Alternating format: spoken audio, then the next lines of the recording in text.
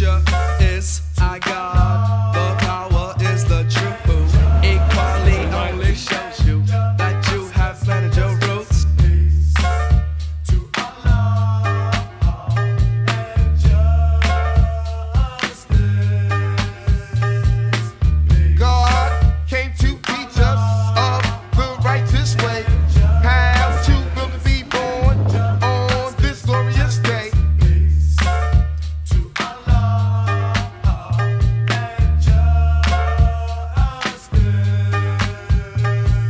The knowledge of the cipher is to enlighten you. True that you know that God is right beside you. Peace to Allah and justice.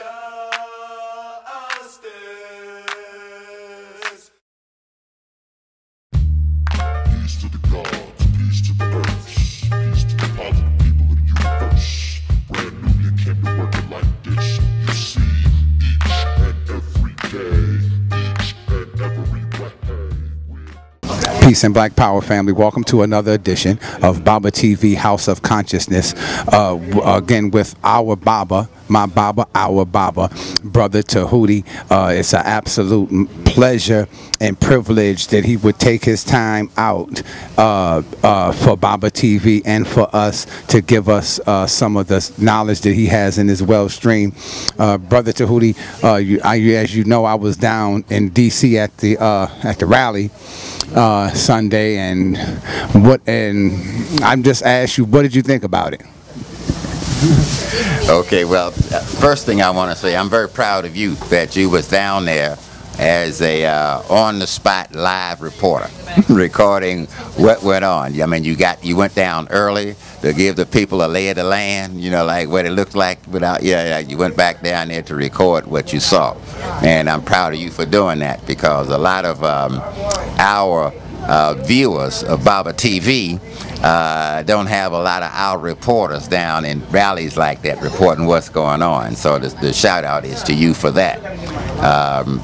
And a shout out to Sa Netta again for, I call it, like you his first offspring. So expanding his network. A shout out to both of you. And while I'm giving a shout out again, we're sitting here in Oohs and Ahs restaurant on U Street in Northwest Washington. So I'm gonna tell you people, when you're in Washington D.C., come up to U Street Northwest, the 1000 block, and look right at the Oohs and Ahs restaurant. It's the best soul food in all of Washington, D.C. So when you're in town and you want some good food, come to Oohs and Ahs. All right, and my buddy Ouija. But listen, the rally, it's the first time here in D.C. since the rise of the Donald Trump phenomena that these racists have decided to come and put on a demonstration. And they were the fallout from the demonstration last year in Charlottesville, Virginia. So the same group decided they could. Well, they didn't decide. The mayor of Charlottesville would not give them a permit to come back to commemorate 1 year later what they had done a year ago. So they applied for their permit and came to try to have a demonstration here in the nation's capital. I was more impressed with the number of white Americans who stood up to be against them, especially the group called Antifa, as they call themselves, the anti-fascist young white folks. And as I was telling you earlier, one of the things that impressed me the most, that a lot of people don't know, is that back in the 60s, like when SNCC was formed, the Student Nonviolent Coordinating Committee, that in the early years it was an integrated group. A lot of young white students was in it also. But we reached a point in our history then when we decided that the white folks had to go. That in order for us to really be successful and do what we needed and wanted to do, that we had to take the reins of the organization that would, lead us toward our own liberation. And we told the young white folks, well, hey, if you really want to help us, go form other organizations and organize white people, all right, to fight against segregation and Jim Crow. And one of the groups that was formed by some of those white folks who left SNCC was called the Weather Underground. And this Antifa group reminds me a lot about the Weather Underground, because those were some hardline white folks. They robbed banks, they blew shit up, you know. I'm serious. In fact, a lot of them end up on the FBI's most wanted list for many, many years. In fact, I think just in the relatively recent past, one of the last people from that group finally gave herself up, or she was found. These young folk out here in the street today, Antifa, they are called by they are called by today's media as an anarchist group, as if they don't have any goals and objectives. They just want to be out in the street fighting. But these are young white folks who's fighting against capitalism. See, the number one evil that's affecting us in the world today is capitalism. That is a handful of folk controlling the world's financial system, and as Donald Trump showed last year, the folks at the top of the triangle or the pyramid got all the money, all the tax breaks, so they just raking money in left and right. And these are young white folks that's out fighting against that. They fight against racism, they fight against Nazism, they're fighting against a lot of the evils of the American society. And I think that for a lot of young folks who don't know, a lot of our people who don't know a lot about them, they should find out more and understand. I mean, they don't have to financially support them or anything of that nature, but understand that we as black folks fighting this system, we do have some allies. And I would look at them as an organization that's an ally to the cause of black folks in America today. You know, like they don't have the exact same agenda that we have, because see, the foot of oppression is still on our backs. See, again, it's still young black men and being shot down in the street by the police. You know, so we have our own peculiarities in terms of the things that we are fighting against, and we still need to be organized ourselves to fight that.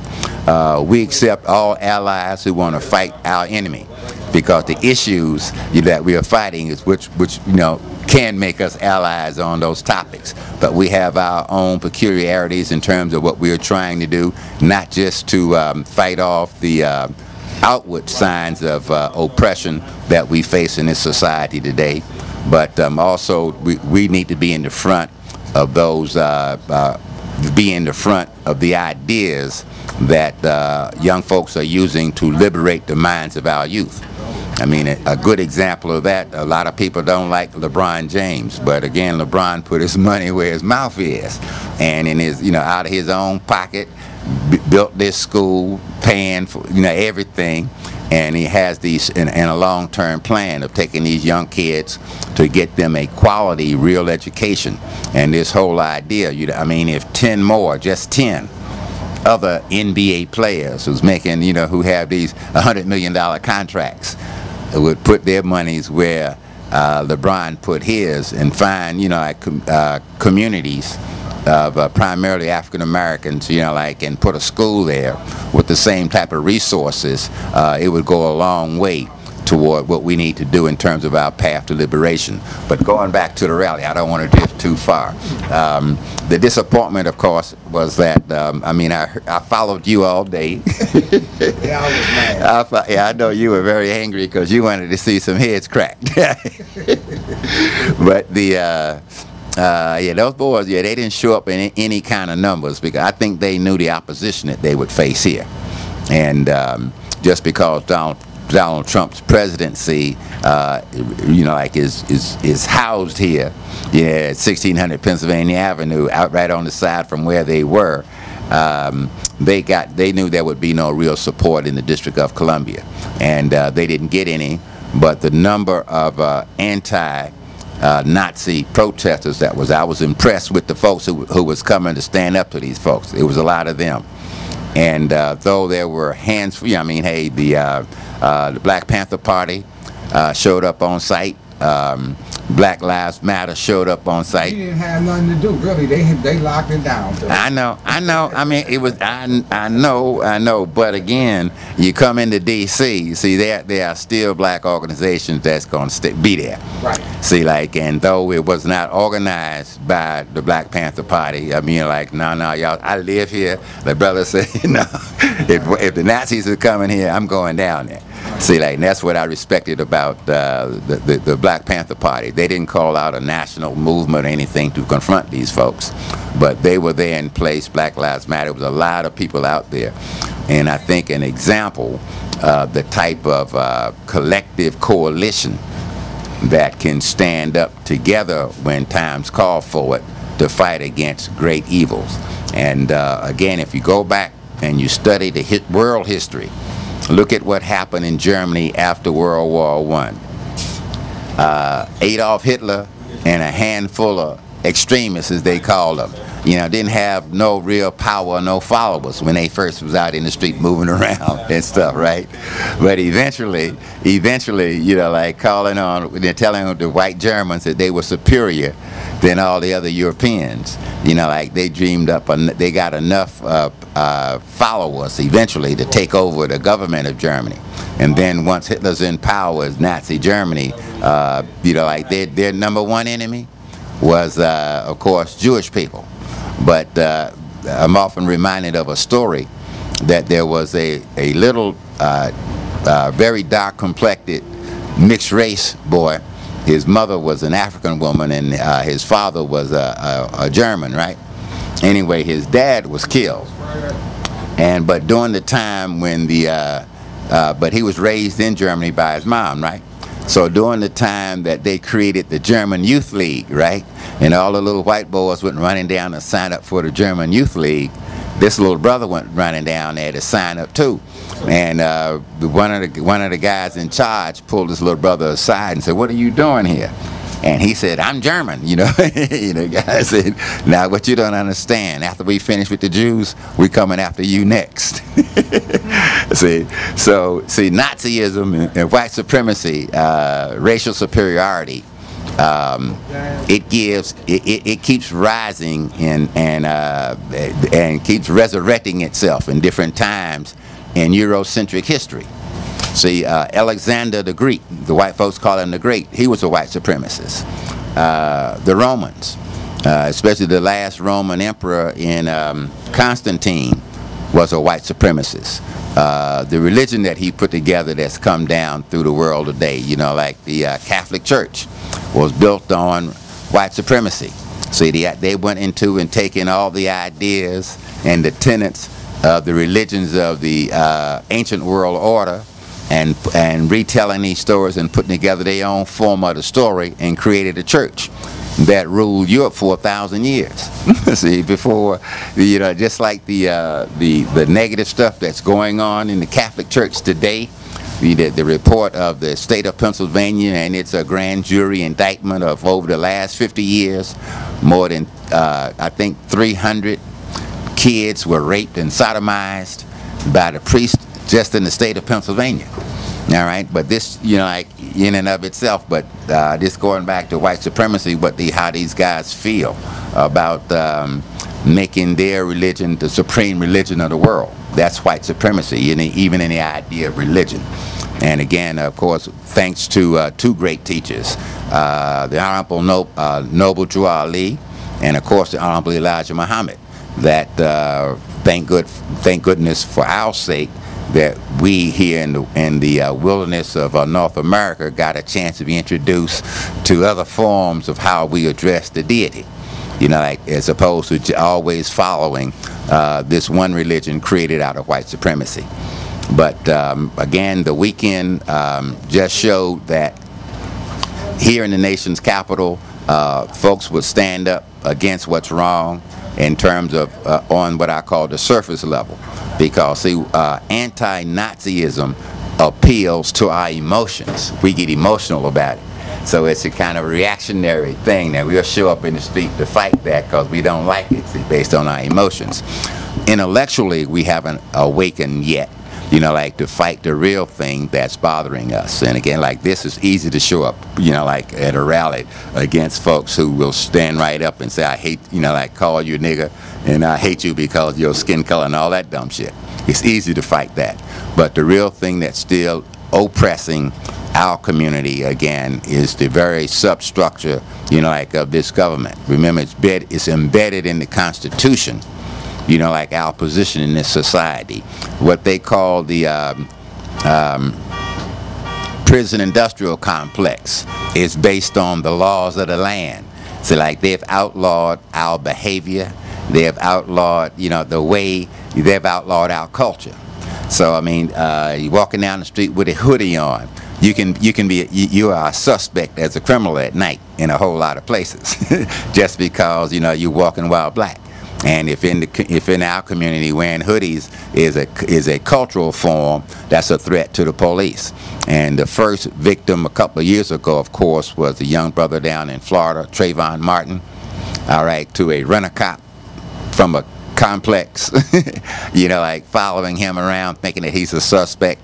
And then as he was as a young teenager was beating this white boy's butt, the white boy pulled out his gun and murdered him, you know, like, and got no time because of the stupid law. In fact, there's another brother who was murdered recently by a guy. He was out there harassing his girlfriend. He went in the store. When he came out and shoved the guy down, the guy pulled out a gun and shot him. And the police said they can't arrest him because he was standing his ground. You know, the bullshit. See, again, the way they construct the laws, see, like they construct the laws to almost make sure that we end up dead or in prison. You know, like the just the idea that here in the 2018, marijuana is now legal damn near all over the country. But from 1980 until through the Bill Clinton administration, the prisons filled up with brothers out on the street who might have a joint, or the police stop the car and they say he smelled marijuana in it. Everybody in the car gets arrested because nobody confesses whose joint might have been being smoked in the car.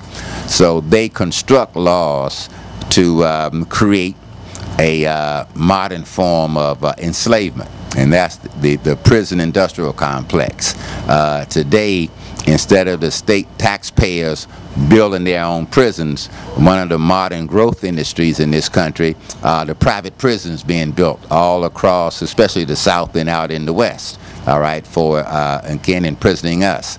And what is supposed to be, and what's always talked about as the greatest country in the world, the most civilized country in the world, the United States of America has the largest prison population than any other country in the world. All right, so, you know, like, and again, most of those prisoners are ethnically non-white, and in all of these states, from the state and the federal level, they're making millions of dollars in this industry just based on locking us up and keeping us in prison. And then there are those who have what they call prison industries, where they got brothers locked up and making stuff and selling it for capitalists who making millions of dollars off the products that these brothers who are incarcerated, you know, like as opposed to what they're making building these products while they're in prison. So the rally hopefully was more, or the anti-rally was more than just being against the Nazis who were scheduled to show up. And what is it, between 24 and 30 showed up, so it wasn't, you know, it wasn't many of them. But the idea that a mixed coalition of people were there to stand up to oppose them, that is what was most impressive. And like your interview of the one member of Antifa showed, you know, like some of them are intelligent folks, and they know what their business is. And I like the slogan, how do you put it? Peaceful if we can. I took that from Dr. Khaled. Peace if possible, violence if necessary. Peace if possible, violence if necessary. There you go. I mean, that's an update on Brother Minister Malcolm's famous saying. Yeah, I know what you're saying. Yeah, I'm just saying. Yeah, that's an update. See, yeah, Malcolm said by any means necessary, and Dr. Khaled made it even plainer. Peaceful if possible. but violent if necessary. But we're gonna, but you know, like, hey, we're not going to our graves continually taking this crap, you know, like off of this system, you know, like, and as the other brother said, you know, ain't nobody getting on no boats going back to Africa either.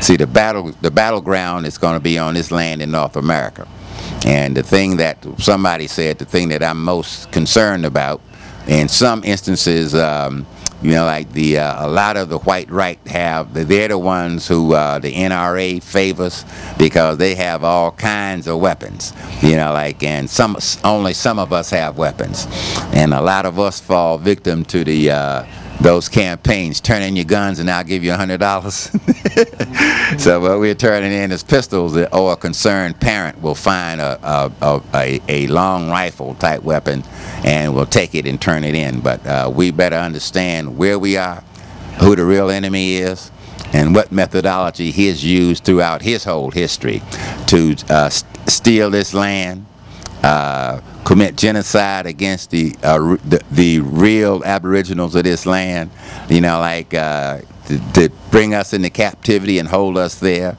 to fight a civil war to try to maintain that system. These are some real low gut bucket, low down, nasty people. See, and the irony, and again, I mean, if we're going to do this, let's get real with this. If you understand the history of the American colonies, find out who Colonel Oglethorpe was, who was the governor of the colony of Georgia, and what the colony of Georgia originally was. See, the colony of Georgia, after the American Revolution, the English went over on the other side of the world and captured Australia, and they did to Australia what they was doing in Georgia. That is, Georgia was a prison colony. All of the misfits and the low-life people of Europe got put on boats, of England got put on boats and was sent to Georgia.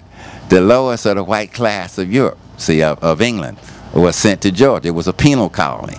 So when you look at when all that ended, now all these white folks are running free, you look at their educational level, their ideology, and they're the leading rednecks and the leading racists of the South. So the colony of Georgia, Mississippi, Alabama, you know, all of that. There was the worst white folks that England had. They shipped out of England and sit them down there. So their children and grandchildren and great-grandchildren, they're the crackers that's inhabiting that land down there today. And they are the majority of the quote-unquote followers of Donald Trump. So you kind of understand historically who these people are, where they came from, and where their philosophy came from, and why they are the way they are. See, and these folks, like I said, they still think for some odd reason they're superior to some people. But even the people who sent them here didn't think they were superior. That's, you know, again, they got sent to the worst place they could be sent, and that was the outlaw colony or the penal colony of the 13 English colonies. 12 of them were created for positive means, and one was created to take the worst people that the English could find. You know, cleaned out their prisons, took all the vagabonds off the streets, all the people, homeless people, everybody that didn't have, you know, a quote-unquote a job and money, you know, the real poor of England got sent to Georgia, and which extended out through Alabama and Mississippi.